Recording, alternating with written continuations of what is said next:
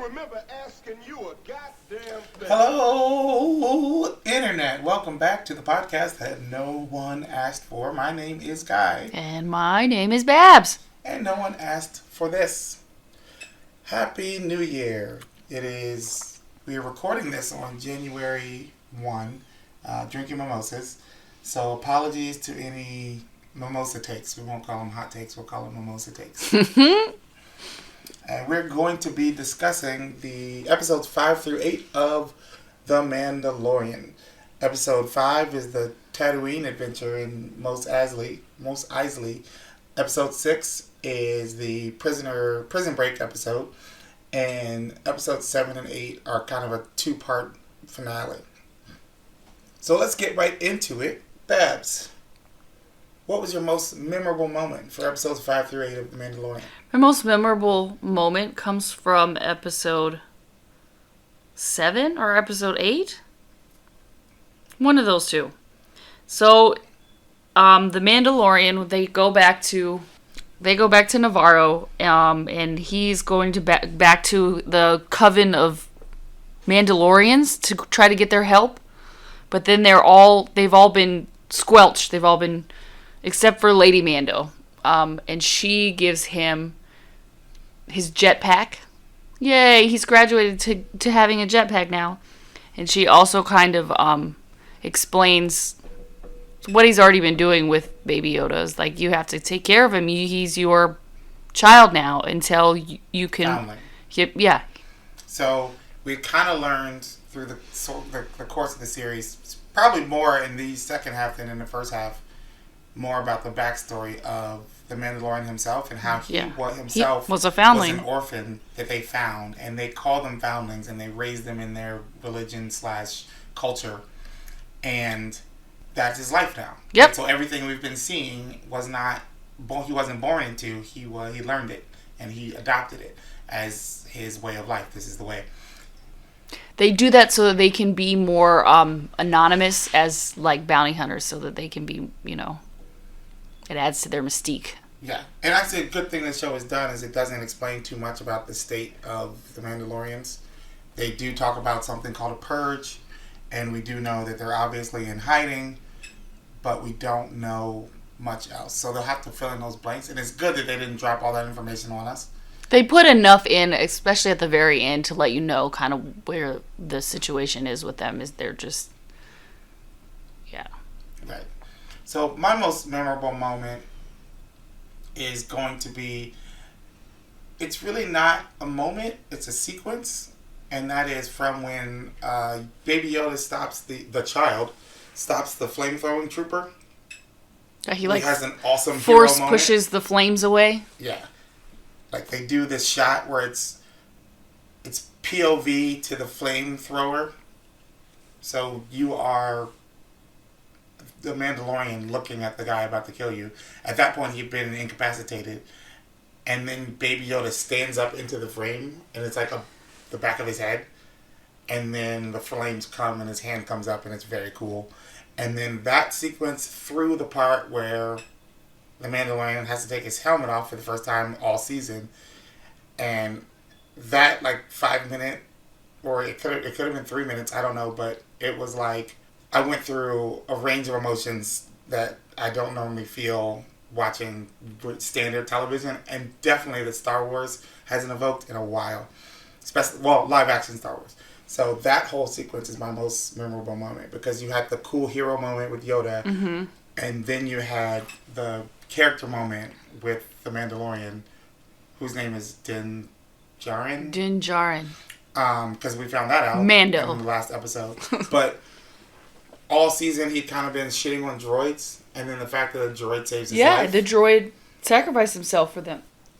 Yeah, and specifically saved his life. But then we also learn. And that's how we got to see him. We also learn, kind of through his backstory, why he hates droids. Like, they slaughtered his people.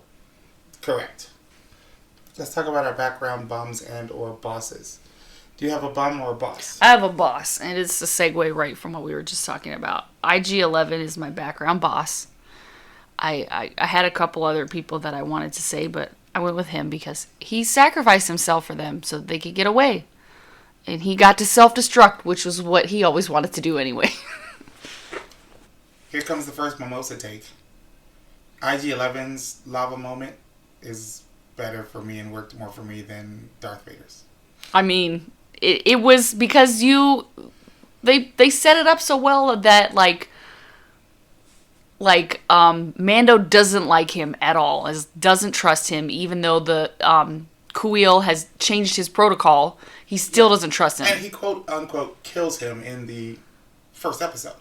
Yeah, he killed him because he was gonna kill. To save Baby Yoda. We got this baby needs a name. We got to stop calling him The this. child. He's got to name him something. We'll find out season 2. Hopefully.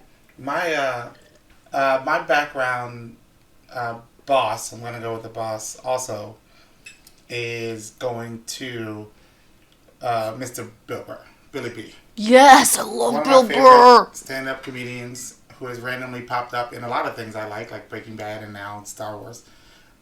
And he at least gets to be cool.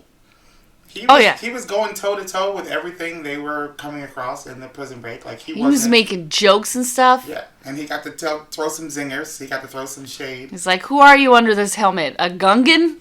Yeah. And he had the cool back gun. Like yes. He had this, he used a shoulder double gun? holster. And then he had like a Predator-style shoulder gun that would just pop up. And so I'm like, he has a cool look. And then it's Bill Burr, so he's funny. So he's going to be my background boss. Special shout out. Special shout out. Who you got? Gestapo Fring. Gus? Because as a villain, he works. And he really reminded you, I'm not sure, what is this character's name in this? Moff Gideon. Moff Gideon. He always has a G. Gestapo Fring was like a fucking badass bad guy. He's not doing a different thing. He's doing the Gus same. Fring in He's like, put a cape on, go. Yeah. Because the essence of Gus Fring is he's very proper, but he's fucking evil. Yes. And that's exactly what Imperials are. Like, Imperial officers are very proper British dudes that are also fucking crazy, evil psychopaths. Space Nazis. Yeah. And who better to be a space Nazi than Gus Fring? Oh, yeah. He liked him as an evil guy. And so that's my...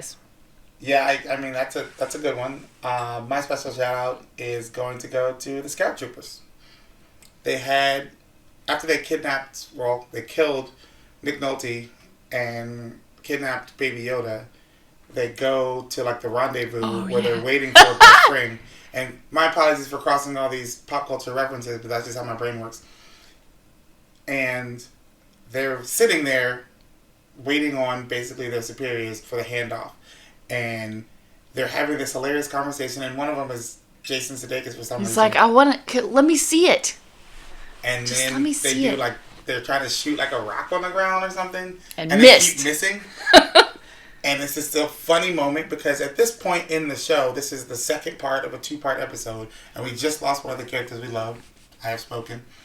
And Baby Yoda's in danger, and all of the main characters, Michelle Rodriguez-Light, Apollo Creed, and Oberyn Martell are all, well, that's the Mandalorian, are all stuck in Gosh, you're just... Mimosa takes, are all stuck in the Emperor's little hideout. Empire hideout that they had on that It's planet. a bar, because there's lots of bars in the Star Wars universe. Yeah, but he had it was his lair. It was like the villain lair. Yeah. So they're all stuck and it's hopeless. And then they have this comedy beat of 2 just scout troopers waiting to like basically hand off. They're almost like UPS delivery guys just handing the package off. And they do the joke with how bad the stormtroopers' aim is, where they keep missing this thing that's like right in front of them. And then they just shrug and go, whatever, doesn't matter. And then they get murdered by IG-11. But that whole sequence is hilarious, broke the tension. It's what Rise of Skywalker never did. And that's why it gets my special shout out. Special shout out? No shade at Rise of Skywalker. That's probably a mimosa take also. So let's move on to, we normally do an MVP, Most Valuable Performer, but that just comes to the Mandalorian because he's really the only person. Baby Yoda's a puppet. Mm-hmm. Muppet. So we're going to do, again, like we did in the original Mandalorian podcast, the most valuable moment that puts the story, the characters, the mood, or the universe further. So what's your most valuable moment, Babs? I had a couple, but I'm going to go with this one because it happens in this. So Baby Yoda, well, we kind of sensed that he had this power earlier in the show when Mando was hurt, and he kind of like put his hand out and was like, it looked like he was trying to heal him, and then he was like, "No, get back in your baby carriage." But then in the right, because he was always touching shit on the ship, so he just thought he was just wanted to fuck with something, and then that's why he was like, because he did fuck with some stuff in different episodes. He's a kid. But then he heals Carl Weathers after they're fighting some stuff in the dark. What were they fighting? Some stuff in the dark. Pterodactyls. I don't know. They were dragons. They were some fucking dragons in the dark. So space pterodactyls. Yeah, and then Carl Weathers gets hurt, and then like really hurt, but then Baby Yoda does the magic hands and heals him. Yeah, cool that the Mandalorian premiered on, that this episode was a Wednesday, and then we watched Rise of Skywalker the next day. And so we got the back-to-back Yoda doing the healing. And then Rey did the same thing. The healing. But then she upped it to like level that is unbelievable. Again, no shade to Rise of Skywalker, just tell a better story.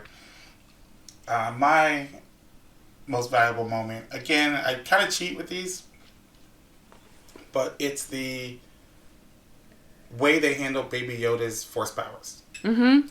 I think this is the most understated, but also that makes it kind of more... Yeah, they don't. He doesn't do some episodes. He doesn't do anything but just be cute. Yeah, like they don't overuse the Force. The episode where they're on Mos Eisley Cantina, is that where Amy Sedaris is like taking care of him. He doesn't he does nothing but be cute in that episode. Yeah, and I think that a problem that I've seen on the internet is not something I have, but is people saying, we no longer have an idea of what the limits of Jedi powers are. They've just they've become... It's however powerful they need to be in that moment, they are. Right. I mean, I get people's argument with that, but then at the same time, it's like Superman. Like, he doesn't know how powerful he is, or he can be. Until he needs to be. Right. But that's always been the problem with Superman. But as an idea... I mean, lowercase p, because it's not a huge problem. I get for the story that you want to have rules and regulations to follow and stick with, but as an idea, it's the same idea that you have unlimited potential as a human being to do anything if you just... I don't know. I like that as an idea more than just like, no, you can only do this, this, and this. Yeah, it's a balance thing. In books, at least that's how it's described, like a lot of the more powerful Jedi is just their ability to stay in a moment and balance their emotions. More so than midichlorians. Fuck those things. Yeah, that is such a stupid explanation for people's powers, but I guess you have to have a sciencey sort of... You don't. But, getting back to the core point is that it was clear to us by episode 6 what Baby Yoda could and couldn't do. Without ever having to state it, they never even said the word Jedi until the 7th episode of the show. He's not a Jedi, he just has... He's Force sensitive. Very Force sensitive. And he understood his powers, and because... the Mandalorian was getting himself into all kinds of shit. But he's not even... And it was never like the Incredible Hulk, right? It's never like, we're just waiting on Lou Ferrigno to show up and save Bruce Banner. So I think that that's the most valuable moment, is that we understand his powers even better than I understood Rey's in any of the Force Awakens, Last Jedi. She just keeps doing shit. She has whatever powers she needs. She just keeps doing shit. You're like, oh, I guess she can do that. Let's move on to the least surprising part of the podcast, which is our rating. I am going to rate this as rewatchable, shocker. Babs, what's your rating? I'm going to say the same thing. It's rewatchable. I'm so shocked. I might wait more time than you to rewatch it, though. I don't need to rewatch it right away. No, I'll probably wait till right before season 2. Yeah, like, let it, room it. I've rewatched episodes while I was working, but I think I'll binge the whole series right before season 2, episode 1. Well, there you have it.